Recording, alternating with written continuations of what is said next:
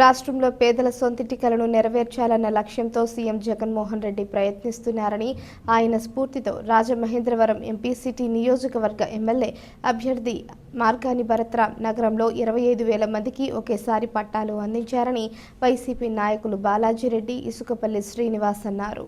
గత 3 రోజులుగా సీఎంఓలోనే ఉండి నగర ప్రజలందరి సొంతింటిగలను ఒకేసారి నెరవేర్చాలన్న సంకల్పంతో 25,000 పట్టాలు తెచ్చిన ఎంపీ భరత్రాంకు కృతజ్ఞతలు తెలిపారు. స్థానిక 37వ డివిజన్ గణేష్ నగర్ 73, 74 సచివాలయాల పరిధిలో లబ్ధిదారులకు మంజూరైన ఇళ్ల పట్టాలను బాలాజీరెడ్డి, ఇసుకపల్లి శ్రీనివాస్, ఉమా కోటిలింగేశ్వర దేవస్థానం చైర్మన్ అరిగెల బాబు నాగేంద్ర ప్రసాద్ చేతుల మీదుగా అందజేశారు. తొలి విడతలో 150 మందికి పట్టాలు ఇస్తున్నామని, మిగిలిన లబ్ధిదారులకు కూడా వచ్చిన వెంటనే పంపిణీ చేస్తామన్నారు.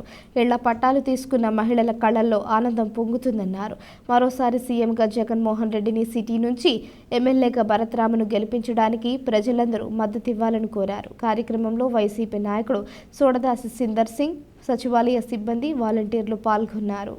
గతంలో రాజశేఖర్ రెడ్డి గారు ఆయన్ని అందరూ కూడా రూపాయి డాక్టర్ అని పిలిచేవారు. ఆయన వైద్య వృత్తి నుంచి తర్వాత రాజకీయాల్లోకి వచ్చినప్పుడు ప్రతి మనిషికి కూడా ప్రతి ఒక్కరూ పేదరికం అన్నిటికన్నా పెద్ద జబ్బు ఏంటంటే పేదరికం. ఆ పేదరికం నుంచి ఎలాగైనా సరే వీళ్ళని అందరినీ ప్రజల్ని మంచి స్థానంలోకి తీసుకురావాలనే ఉద్దేశంతో ఆయన ఎన్నో సంక్షేమ కార్యక్రమాలు చేశారు.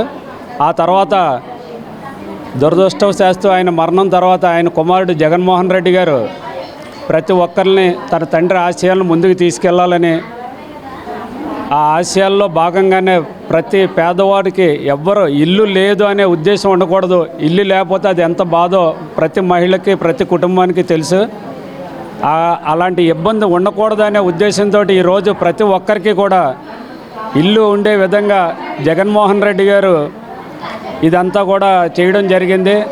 ఎప్పుడో ఇవ్వాలి ఈ పట్టాలు 2 సంవత్సరాల క్రితమే, కానీ తెలుగుదేశం పార్టీ వాళ్ళు కోర్టులో వేయడం వల్ల ఈరోజు జగన్మోహన్ రెడ్డి గారు వీళ్ళందరికీ కూడా నేను ఇచ్చిన మాట ప్రకారం వీళ్ళందరికీ ఇళ్ల స్థలాలు ఇవ్వాలన్న మాట ప్రకారం ఈరోజు సుమారు రాజమండ్రిలో 25,000 పట్టాలు ఈరోజు ప్రతి సచివాలయం కూడా పేద మహిళలందరికీ అందిస్తున్నారు.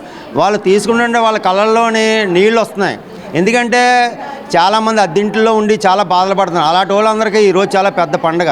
నిజంగా జగన్మోహన్ రెడ్డి గారిని మనం ప్రత్యేకంగా అభినందించాలి. ఎందుకంటే డబ్బున్న వాళ్ళు ఎప్పుడు డబ్బున్న వాళ్ళే, కానీ పేదవాడి గురించి ఆలోచించేవాడు నిజమైన నాయకుడు అది జగన్మోహన్ రెడ్డి గారిని తెలియజేస్తూ సెలవు తీసుకుంటాం.